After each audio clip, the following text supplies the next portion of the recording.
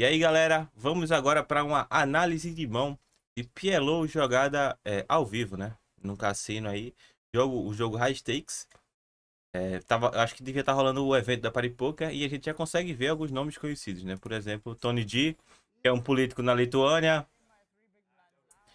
Esse Sam, eu sei que ele é um jogador profissional de PLO. O Rob, eu acho que ele é um dono de cassino e tal. O resto eu não conheço tão bem.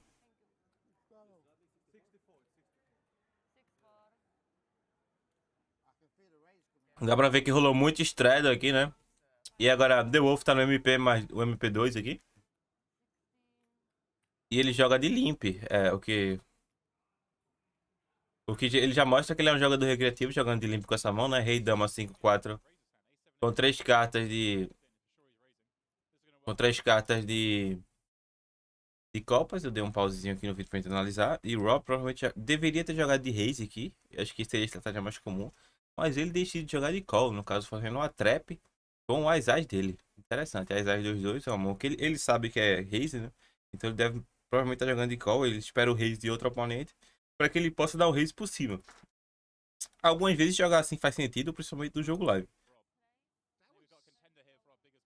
Tony D tá com uma boa mão do botão. Ele é o botão. E ele joga de raise.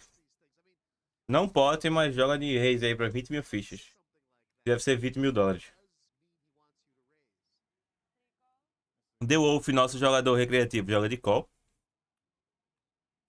E o Rob provavelmente vai jogar de tribet aí. Tribet? É, exatamente. Vai jogar de tribet aí de raise. E vai deixar Tony D numa situação chata, desconfortável, né? E The Wolf também. Vai squeezar contra os dois. Ele fica pensando aí pra tentar simular que não tem as, né? Mas o as dele aí tá bem explícito nessa situação. Porque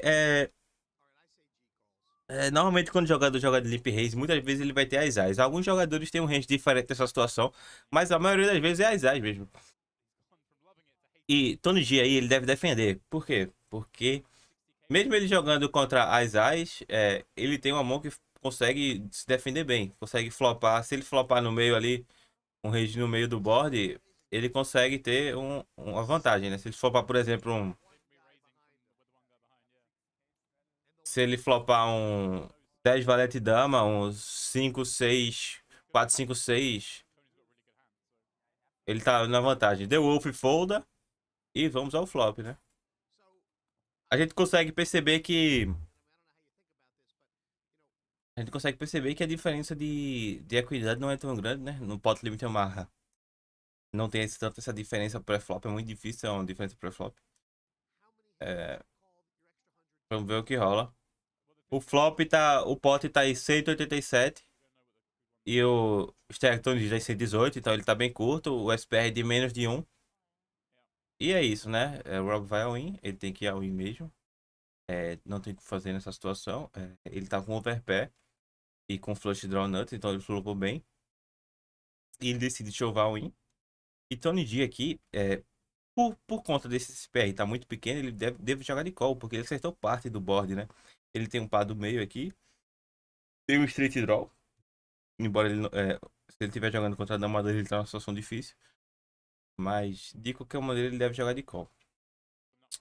Vamos ver o que o Tony D faz. O Tony D já foi ao win.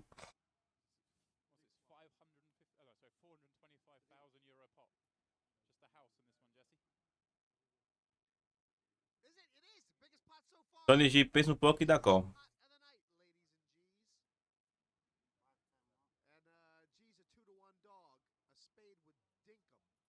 E, pelo jeito, Tony G pagou corretamente aqui. Vamos voltar um pouco o vídeo. No flop, ele tem 34% de equidade.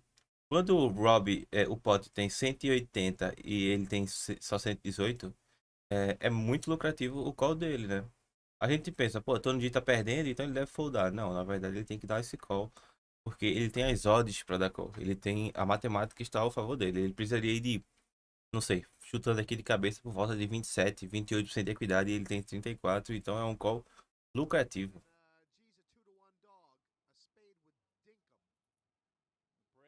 Mate a dama, né? Que não significa nada. Depois o 8, que faz dois pares, né? Dois pares pra Tony D que leva o pote aí. É, todo dia uma onda. Ele leva sorte nesse jogo lá, hein? Sempre que eu assisto, ele tá ganhando, vai. Tirando uma onda, ó. E é isso aí, vou ficando por aqui. Se inscreva no canal para acompanhar mais mãos no futuro. Meu clube tá com a promoção de 70% de kickback para novos jogadores. Se inscreva, ative o sininho e é isso.